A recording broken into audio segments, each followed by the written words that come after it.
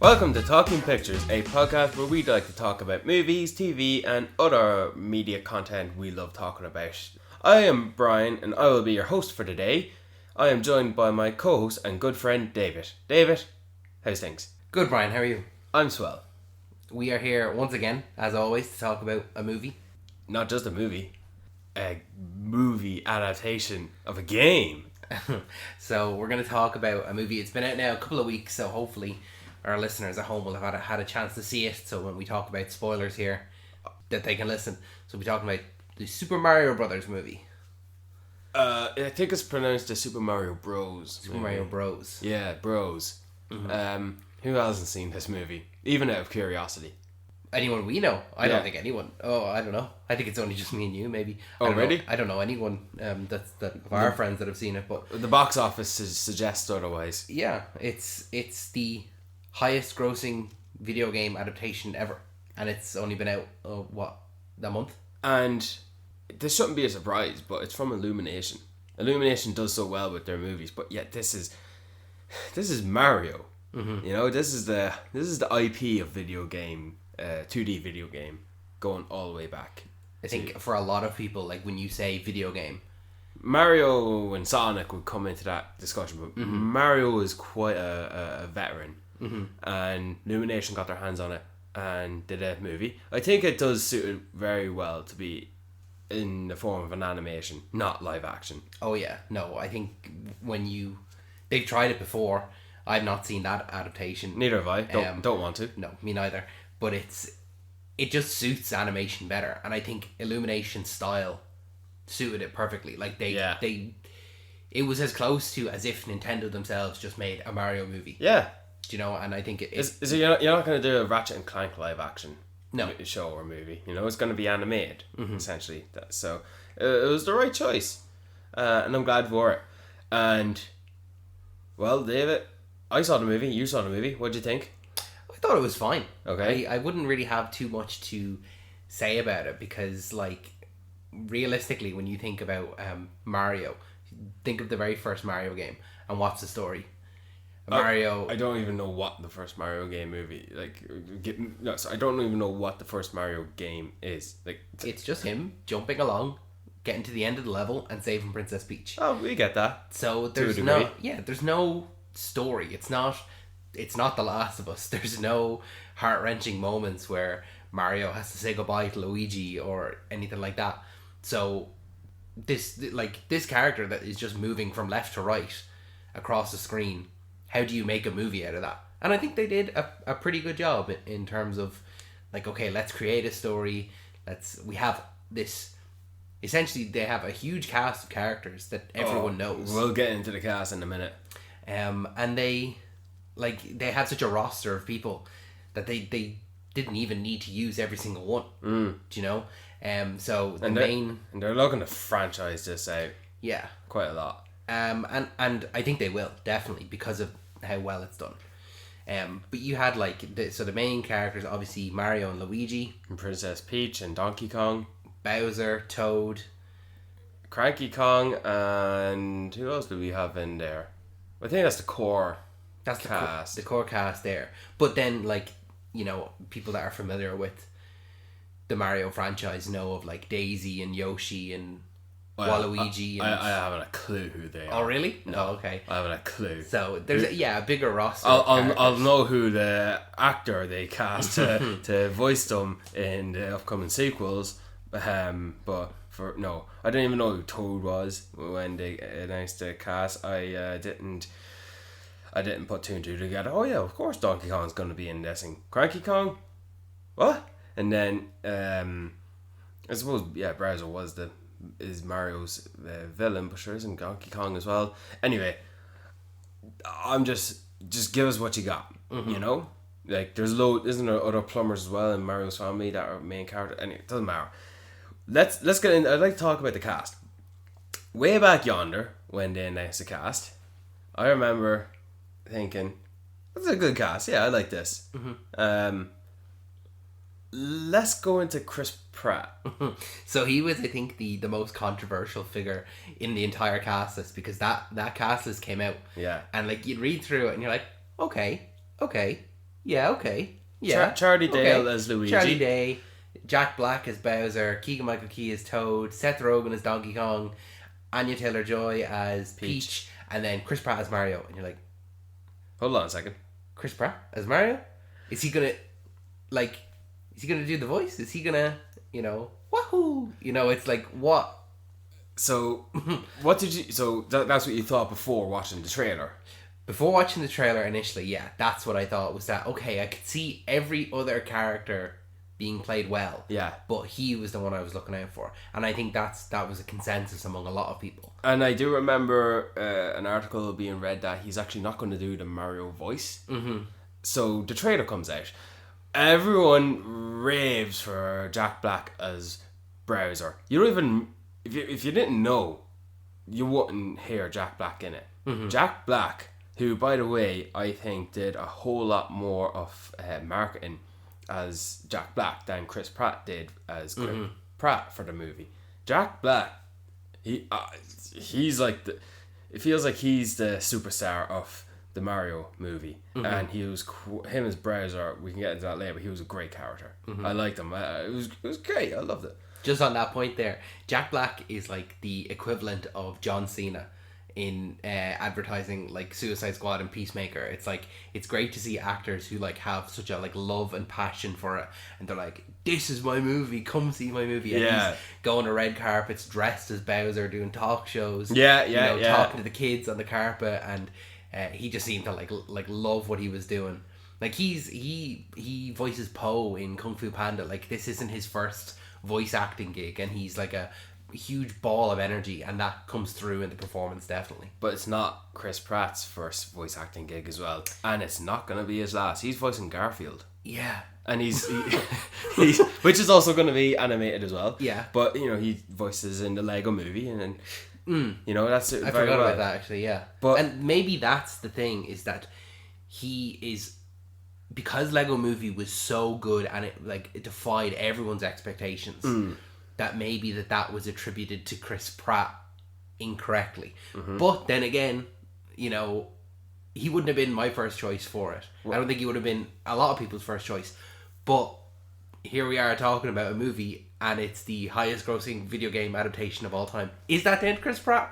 Probably not. But when executives see, the Lego Movie and it made this much money, and they see Super Mario Bros. And it made this much money, what's the common denominator? It's Chris Pratt, right? I don't know. Charlie Dale was in both movies. Oh yeah, Charlie Day in a smaller role. That's Charlie Day, dude. But I'd like to get into when we first watched the trailer. I remember asking you, David, what do you think of Chris Pratt's like 2 lines in the trailer? Because the first half, or the first like 70% of the trailer was Jack Black as Bowser. We heard that it wasn't the voice that of the traditional Mario. What did you think?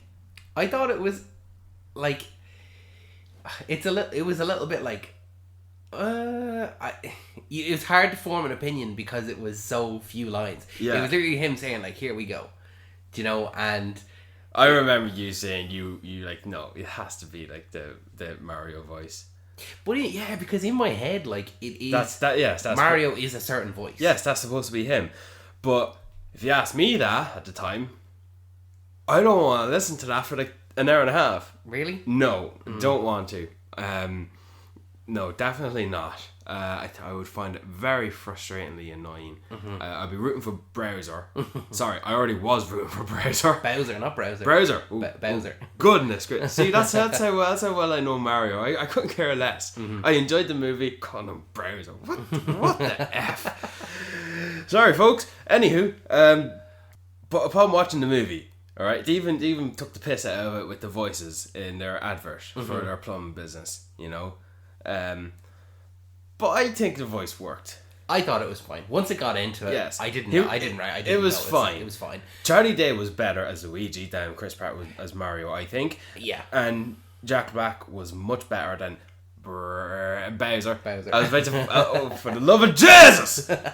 Anywho, sleep deprived, folks. There's no plot really to this movie. No. And it's whatever. I was just watching for the crack, and put a bit of spin on it. It's not rescuing Peach, it's sort of rescuing Luigi. They're sort of doing like a little setup, like is Peach from Earth or is she from somewhere else? When they introduced Seth Rogen as Donkey Kong, I actually thought that would kind of be annoying. I thought people would actually be annoyed at hearing him as Donkey Kong, but no, I actually thought Donkey Kong was really good in it. That little one line when they're in the whale, and he's like, "I am more than someone who just smashes things." Do you remember that line? Yeah, like character development, cool. They're definitely gonna, I quite enjoyed their their back and forth. I think there was one line where he said, Donkey Kong said like, "Oh, my dad's gonna think I'm a disappointment," and then Mario says, "Oh, well, that's something we have in common." And he turns around and he goes, "Yeah, well, the difference is that he's right about you." And there's just this like constant like this rivalry that because Mario beat Donkey Kong, but Donkey Kong like hates him, but Mario doesn't feel the same way. It just is funny to play off them. I really did like that quite a bit.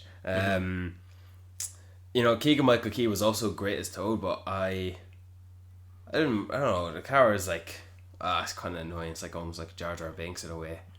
And it's a kids movie. I don't care. Yeah, that's what I was gonna say. Is that like for everything that we like, any criticisms that we have, the movie is made for children. We're 26. Like we shouldn't be complaining about anything. Yeah. We should be grateful. Jack Black was awesome as Bowser as he was. The thing that I was surprised by was when I was seeing it, I saw it at 2:00 on a Saturday. So my screening actually was full of kids, and the kids were enjoying it. You can't complain about that. It's a kids movie. Kids were enjoying it, but there was very little actually in it for the adults. Do you know the way some kind of animated movies would have the odd thing, like Pixar, they'd have a slightly deeper meaning that you wouldn't pick up on as a kid. You can just enjoy it for how it is. Yeah. Kind of like Puss in Boots. Puss in Boots had that coming to grips with your own mortality and anxiety and dealing with that kind of stuff. But if you're a kid, it was just a Puss in Boots movie, and Puss in Boots saved the day. But for a different generation and a different audience, they get something different. But that's not present in Mario. It's very much just Mario good, Bowser bad. We need to beat him. We need to save Luigi. And I suppose we should acknowledge this is Illumination. This is this company that globalized the Minions. Yeah. As characters, even into their own movies, as their own solo movies. So, the Illumination is a children's movie. They did Grinch. I didn't bother seeing that. No. I gave up this Despicable Me franchise because I'm growing out of it. So I shouldn't be surprised. It's just Mario with the IP. It is, it is what it is. But I'd be curious to see what's going to happen in the future.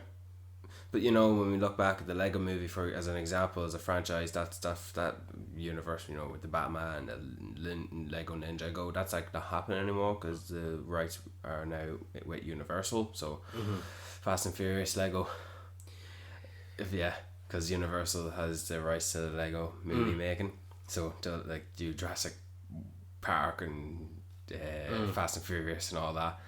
Anyway, what the point I'm making is, I won't be surprised if we only get a Donkey Kong spin-off, a sequel to Mario, and then that's it. I wouldn't be surprised.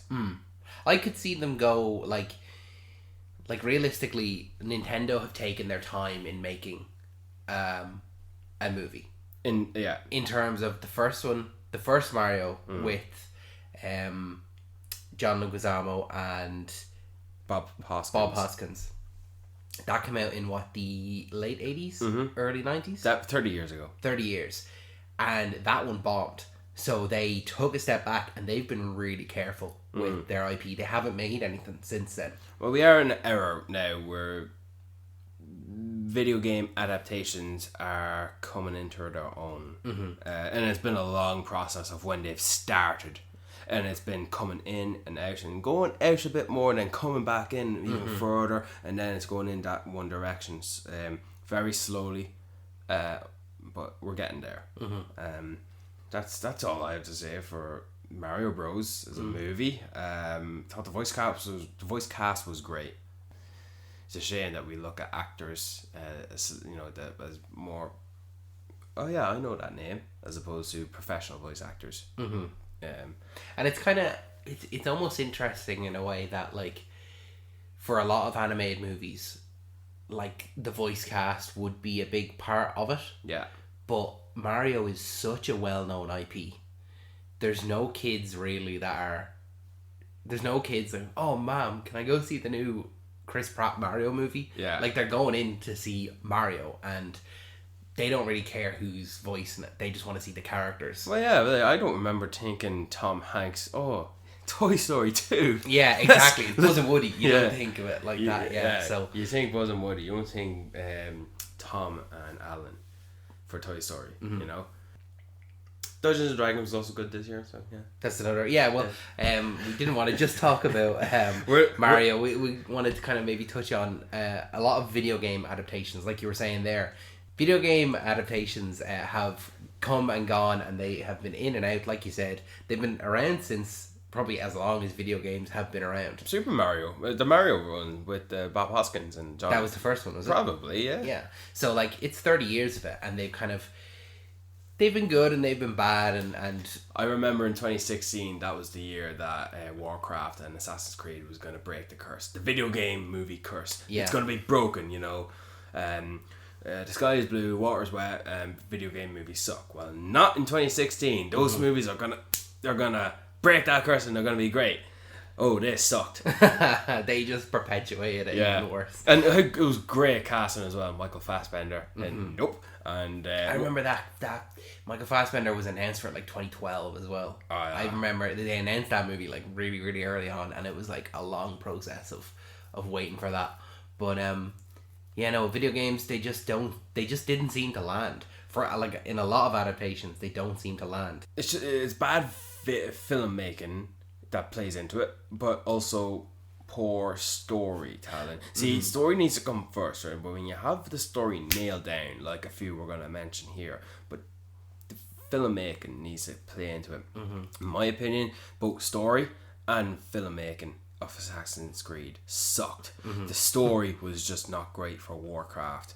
Do you know what movie that came out not too long after those that I was actually looking forward to, and I'm sad we're not getting a sequel of? Tomb Raider. Thought that was a good one. The Alicia Vikander. Yeah. And with Walton Goggins as the villain, I felt like profile type of game. Like, not everyone's gonna play it, but it feels like if you're an only fan type of thing, like you would be an only fan to, let's say, a Resident Evil type of franchise. You know, you can get into it. I could get into Alicia Vikander and her adventures in the jungle or in the desert or in the rainforest or in the sea, and she meets a side character to join her on her journey to defeat this villain, to overcome this obstacle, similar to Uncharted, similar to Indiana Jones. And if you watch the Angelina Jolie one, you get what I'm saying. Like, those two movies are, they're different from each other. One had Gerard Butler, one had Daniel Craig. I thought we could get into something like that with Alicia Vikander one with the Tomb Raider with the Lara Croft. But it's getting rebooted, and we'll get another adaptation, so that'll do to come. But I think I like what you're saying there about, like, the story needs to come first. And I think for me, why a lot of video game adaptations don't work, when you're playing a video game, when you're sat there, you have the control in your hands, and what happens on the screen is, like, directly you have inputted that, and it happens on screen. Yeah, you take yourself to the journey. Exactly. You take yourself to the cutscene. Exactly. It's very one-to-one, and it's what happens in my hands happens on screen, and I am interacting with it, and I am pushing the story forward, as opposed to a film where you're sat there and you experience it, and you're told things. Yeah. So some stories, because the stories aren't as fleshed out, because it relies on the gameplay aspects, and you know, for some games you can go an hour between any story beats because you're just playing, but because of that, then the story isn't as fleshed out in the game. Yeah. So when you try and adapt that to a movie, it doesn't come across like that. So I think that's, for me, why a lot of the times they don't match up. To follow up on that, but like, let's say Mortal Kombat, I'm not a Mortal Kombat player, and I'm thinking this game, this is just about two people fighting when the left to the right, and the right to the left, like these two characters, just two random characters. It's all about the characters, and when they made the movie, okay, but what's the story? You know, what story to make, and they just made a story around it, and they had all these cast of characters, and honestly, I think they did the best that they could have done better. They could have done much better, and. The character with the laser eye, Kano, he was like a scene stealer through and throughout. I would like a second one, but you know, come on, do it better and make the editing better. The filmmaking of that could have been better. The story could have been better. And we are getting a second one, are we? Greenlit, but you know, soon to see. And then we got the Uncharted from the Naughty Dog adaptation. if you saw the movie, it's just like, you know, that wasn't. They weren't playing Nathan and Sully. They were playing themselves. Yeah. Tom Holland and Mark Wahlberg. You know, I would have. Yes, if you saw Uncharted the movie, yeah, I'm not going to repeat myself. I liked it more when I first saw it, but then just over time, well, let's just say I haven't watched it again. Yeah. Well, Uncharted's an interesting one because that as a game, that like the purpose of that game is almost like, oh, you've seen these action-adventure movies like Indiana Jones. What's it like to be an Indiana Jones-like character? And so it's like, oh, we're taking inspiration from a movie. But you take inspiration from a movie and make a game, and then you take that game and make that into a movie. Yeah. You know, you're going backwards of like, the purpose of this was to make you feel like it is a movie, but then when you put it back into a movie, and it doesn't quite feel like the game, it just kind of... it goes off a little bit. It doesn't work like that. But look, the story wasn't great. No, definitely not. No, it took aspects from kind of multiple different games and conglomerated it into one, but not well. But we're talking negative. Let's talk some positive. What is your favorite video game adaptation? The other Naughty Dog adaptation that we got earlier this year. The Last of Us. That was like Pedro Pascal's nephew's like response. He told hold on, you're playing The Last of Us? You have to go for it. Yeah. It's like so. I remember if you've watched, if you listen to us on Talking Pictures, you've heard our discussions on the premiere episode of The Last of Us and the finale episode. The full season recap. Yeah, if you want to go back, listen to those episodes, they're available. Yeah. But so I'm not going to go into the how and why and all that. It's a great show. Everyone loves it. Pedro Pascal, sexiest man alive. So I'd like to talk about how it did story. All right. We know HBO did well in the filmmaking. All right. So that's aside. It's been done great, but the story. All right. First of all, The Last of Us games start off with spectacular storytelling, wonderful storytelling. The first one's a classic. The second one is Beethoven or something. You know, it's good. Yeah. You know, so they have all these tools and materials, and they use them very, very well. You can use them and fail, but they are good creatives behind it. So anyone is able to do it. They could have made the Uncharted one good. They did, but the Last of Us, they succeeded in that so well. We there was no one episode we just did not downright dislike. We loved it all. I loved The Last of Us. They perfected it for me. I'm surprised that some people I know who would not watch it because zombie game or zombie show. You know, it's like The Walking Dead. It's like, no, it's not. Not at all. Not at all. Like only a handful of episodes had the infected featured in them. The drama was it all. I remember thinking back to the games, the drama of the story, not the gameplay. Not the game. I play a game once a year. I think a Call of Duty game adaptation would fail horribly. That's just another military movie. That's just Secret Soldiers of Benghazi and stuff like that. Like it's not. I'm glad you knew that off by heart or something like that. Yeah. But like, I would like it if they came to it, because the Call of Duty franchise is actually developing themselves into a more of a concrete storytelling with their cutscenes. Remember, they didn't have cutscenes as if a camera shot them. It was always true The player's perspective. Yes, Yeah. but one day maybe. But yeah, The Last of Us. Jesus, God darn it! It is my favorite adaptation, movie or show. Doesn't matter. Shows are coming into their own. We'll get into that towards the end. But yeah, that's what I thought and still do think is my favorite adaptation. The Last of Us. Richie agrees with me. I agree with you. Yeah, it's class. What about yourself? What do you like as your favorite adaptation, movie or show?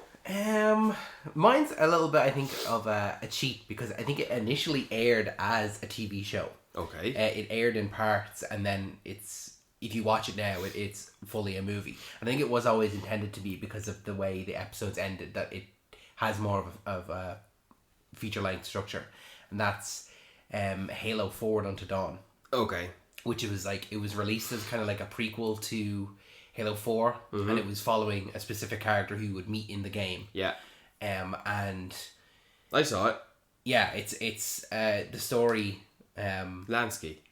Yeah, Latsky. Yeah, that he is like in military academy, and it's set before the events of Halo. When he's younger, and they're fighting insurrectionists, and then kind of midway through the movie, the aliens, the Covenant come in and they attack, and they all these kids in military academy, they don't know what is going on, and it's like, what is this, and then boom, Master Chief comes in, and he is this huge lumbering Colossus machine of a man, Colossus. Literally, the actor who plays Colossus plays exactly, yeah. And he comes in, and they are like, he's like, get behind me.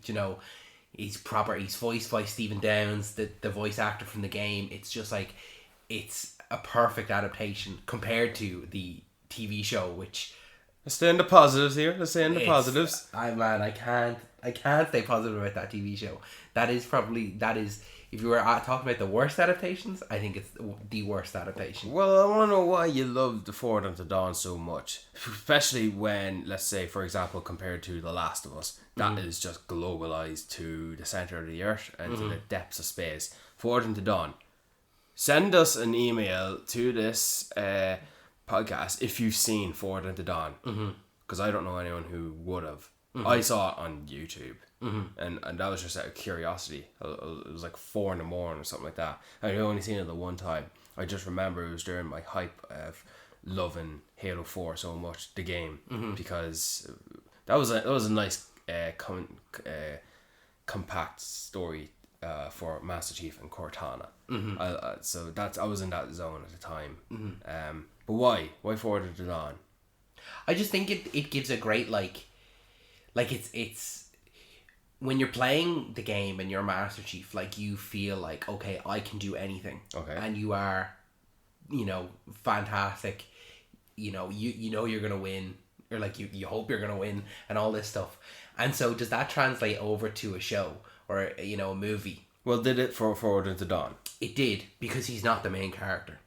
And I think that's why what made it so good was that you're following someone else as a main character, and you're seeing through their eyes the Master Chief, and how to him, he sees him as like the way that we feel he is when we're playing him, if that makes sense. That's actually pretty good. Yeah, I get what you're saying. Compared to in the TV show, where the character they put on screen as Master Chief, I had absolutely zero connection with whatsoever until the very last scene where he becomes Master Chief.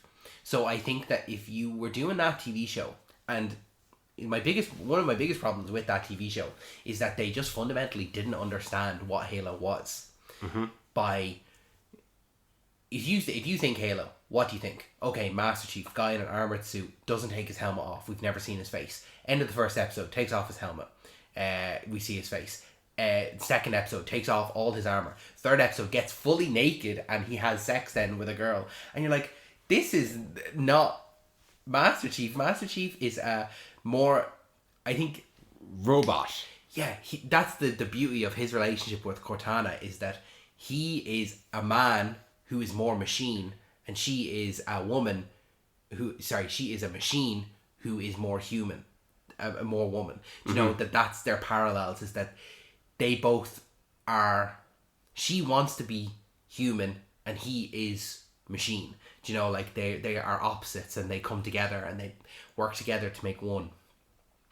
I can see you're very passionate about this. I am, man. I think it's because it is a great like human story, but it's not like a human story from a human. That's what Cortana is. So when the show, like it, like I remember the writers, they were like boasting. It's like, oh yeah, we actually haven't played the games. Do you know, they were like boasting about that they hadn't played the games. They were wearing that as a pride, you know, a badge of victory. When it's like, why not? Like it's like, just have a bit of passion for the show and do right by the fans. Now, if that show had come out and it had been exactly the same, right, but it was under a different name, if it wasn't under the name Halo, or if the Master Chief was a different Spartan altogether, yeah, okay, that would have been fine. And then the end, have Master Chief come in and that last scene, play that exactly the same, but it's Master Chief, like how he is in Forward Unto Dawn. Okay. Then I would say, yeah, that's a great adaptation. But I think they just fundamentally didn't understand the characters. Okay. I know I've got off on a bit of a tangent there. But... Okay, well, I'd like to disagree with you, but I'll first acknowledge. I think maybe, yeah, I think it would have been a good idea to introduce an entirely different character, Spartan, to be the main character for the Halo show. Maybe obviously do different decision making in the story, such as a different AI, some other different characters. There's obviously some changes. Yeah, some changes based on the lead character, but also the fact that remains, we got the show we have, right? So, and that's what we got for me. I am not a Halo player, but I watch them and I can get into them. And I don't know the lore as much as you do. But to me, yes, of course, Master Chief is a character who does not remove his helmet. I want to see his face. You know, he takes it off, but like, you know, his head is just cut off by the window of the ship in the first game. You know, and like... Okay, so they made a decision to humanize him. He's the human before the machine, essentially. And that's what happened. He's the machine, essentially, at the end of it. But now, I don't think they'll fully commit to that because they still have Pablo Schreiber as the main character and they still want to, they'll probably still have him remove his helmet, but I don't see why they would change it, having casted him. Like, I don't think they'll make that complete departure of committing to this one way of presenting the story of him being human, aka removing his helmet and so on and so forth, to then just not removing it at all. I cannot see them not. They're going their own way. Now, I don't like how the writers have been, you know, wearing that, oh yeah, we don't play the game as a pride. I think that's poor taste, in my opinion. I think the show was good. I have a few... It's not great, alright? Like, I did find myself bored. Like, that one episode where Master Chief was, like, not even in it. Like, thank God Booking Woodbine was in it, the other Spartan with the arm, and, you know, I like him as a character. There are other characters they introduced in the show from the game, and then there are other characters who are not introduced at all. I'm like, where are these guys? You know, like, they're just doing their own thing. Okay, fine, fair enough. I will love it when they introduce the Arbiter, but it's like it's adaptation, and it's not a game per season. Beat for beat storyline. They're doing their own thing. It's separate, all right. So we're not reliving it. We're being introduced to this version of the Halo, and maybe when they're doing the show, there's just not enough audiences for to watch the show and really not care. So I think there's more people like me than there are people like you. That they don't take issue to it because Halo is their flagship show for Paramount Plus, right? That's what like Mandalorian is for Disney Plus. At least in starting off, they're obviously going to make more shows, but they have season 2's coming out. I know, and so like, I'm gonna watch it and I'm gonna be curious to see where it goes. I'm gonna see, oh yeah, are we gonna get this version of this character? I'm pretty sure we're gonna get an Avery Johnson in at some point. I think we'll get a Guilty Spark at some point, hopefully. But that's fine. Like you said there, some of the side characters like Keys and Amanda. Miranda? Yeah, his daughter Miranda and Halsey. Yeah. They were all grand. They were fine. Cortana, still voiced by Jen Taylor. Fantastic. But it's just so strange that you would have a show, title it Halo, and then have it not resemble Halo at all. Not even the story. Like, it kind of ends with them discovering, or them just like finding out about the Halo ring. The story is actually quite not that engaging. I can't remember a lot of it. Exactly, I just yeah. remember, but that's a lot of stuff. Halo's no different. That's a lot of stuff. Like, But the game opens, it's called Halo for a reason, because it's a Halo ring world. yeah, And to not even feature that, it's like, I think they are missing the point of what Halo is. Now, if they had done it by a different name and said like, oh, this is a story in the Halo universe, this is a different group of Spartans, and you could still have, Halsey and Cortana and put Johnson or Keyes or whatever, have them in it, and then it leads up to, and then a season 2 where it is following the game. I think I'll give it the second season, but if I still don't like it, I just won't bother, because that's I'm not. Well, you shouldn't waste your time on something that you're not enjoying. Yeah. It's not good for your mental health. No, I'm not. I did that with a lot of shows. I've done that. I did that with The Walking Dead when I should have gave up on it a long time ago.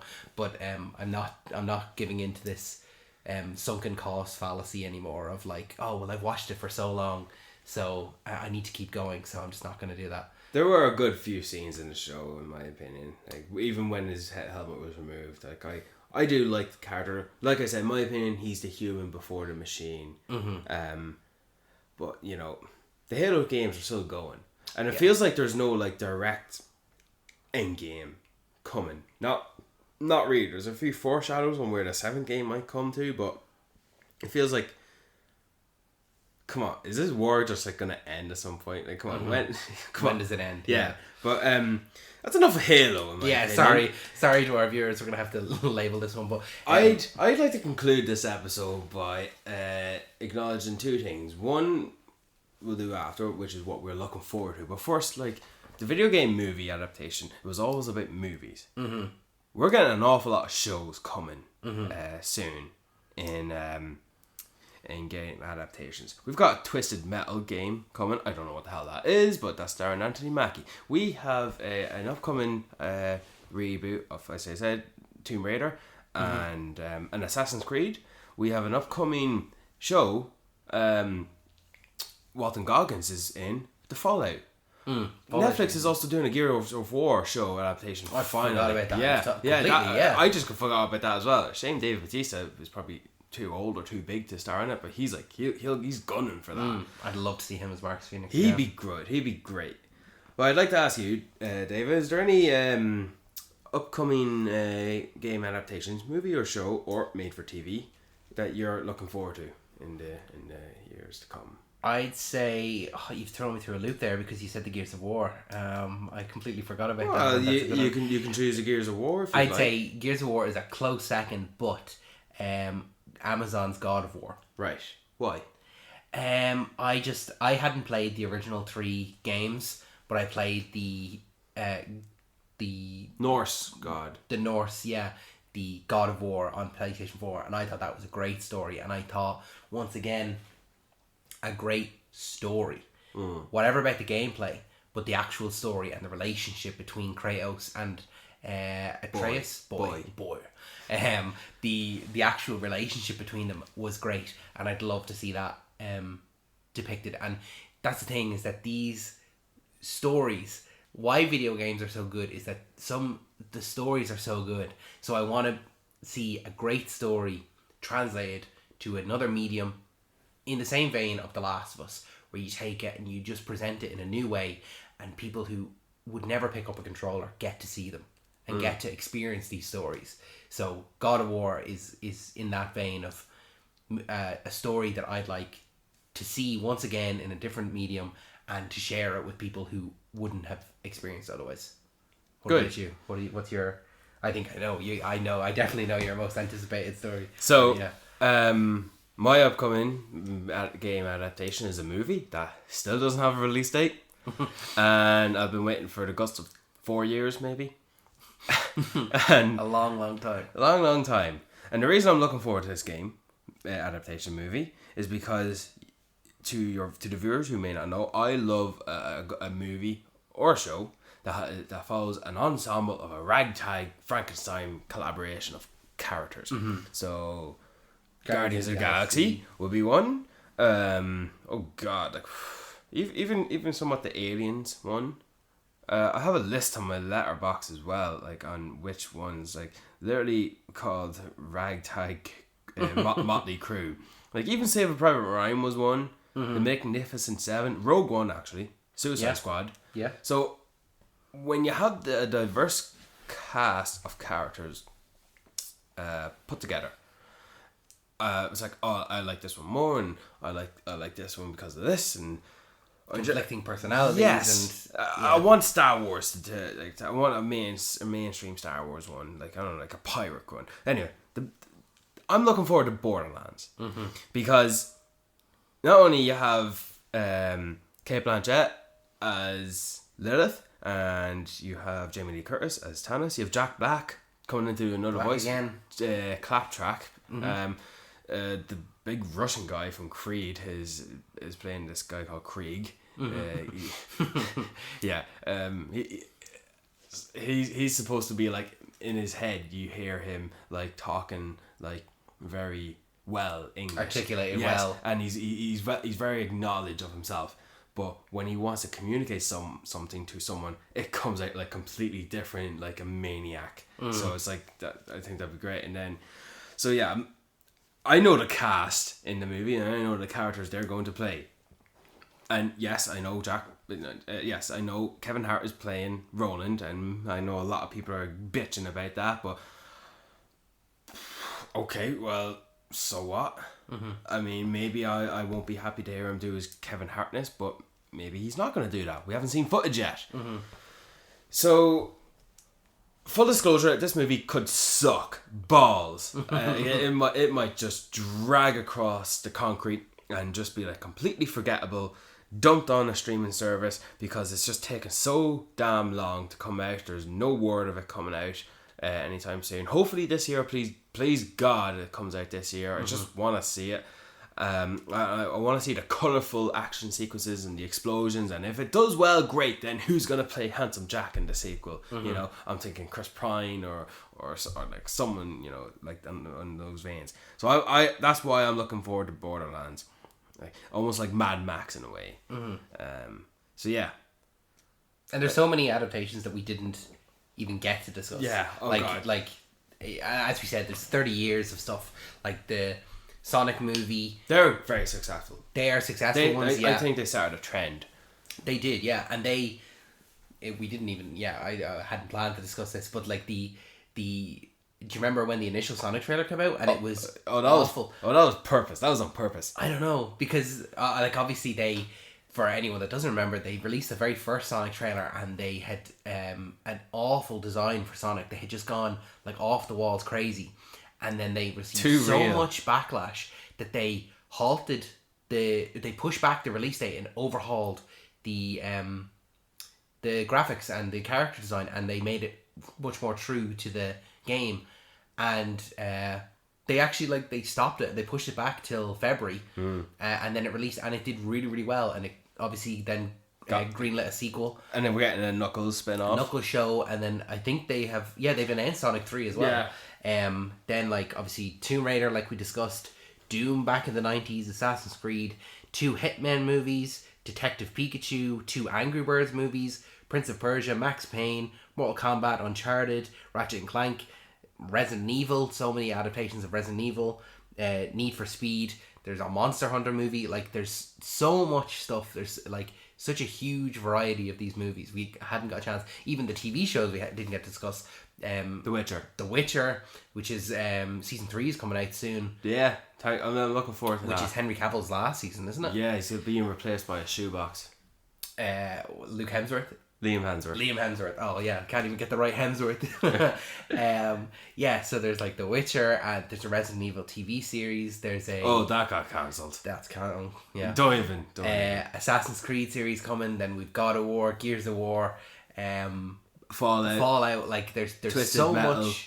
much that has been, and there's so much to come. Yes. Last of Us season 2 you could bet your ass we're going to talk about that when that comes out eventually, but hopefully we'll still be around when. So do you think the game adaptation curse is lifted? It's broken. I hope so. I think that if we stick to success after success, you know, eventually we'll get a chess movie. Yeah, that there's who are they going to cast to play the bishop and the queen and the king and there's and only the one knight. person they can get to play the queen. What? Only one person they can get to play the queen. Oh, she's already played the queen. Meryl Streep. Oh no, Anya Taylor-Joy. Oh. Queen's Gambit. No, I would have said Meryl Streep. Meryl Streep? Yeah. And then Helen Mirren plays the other queen on the other side. Oh no, that's interesting. So we're casting our fictional chess movie. Maybe do that as a supplemental episode. Oh yeah, that would actually be pretty good. I do like fan casting. David, I think this concludes our episode today of Talking Pictures. Please, to the viewers listening to us, if you have any questions, please send us an email. Please send us any questions or curiosities to talkingpicturespodcast1@gmail.com. Our last 2 episodes, we discussed some fan questions. So if you want to go back and listen to those, if you'd like us to discuss anything, then yeah, send it in an email to us, and we will. We look through every email. So as soon as send one in, and if it's a good topic, we'll discuss that on an episode. If there's any adaptations of games we did not mention, shoot us in as well. Let us know. David, any final thoughts? No, I think. Thanks for hosting. Huh? Thank you for hosting. Thanks for letting me just rant about the Halo series. I appreciate that. No problem. Hey, look, happy to agree to disagree. Yeah. Thanks, Brian. David, thank you.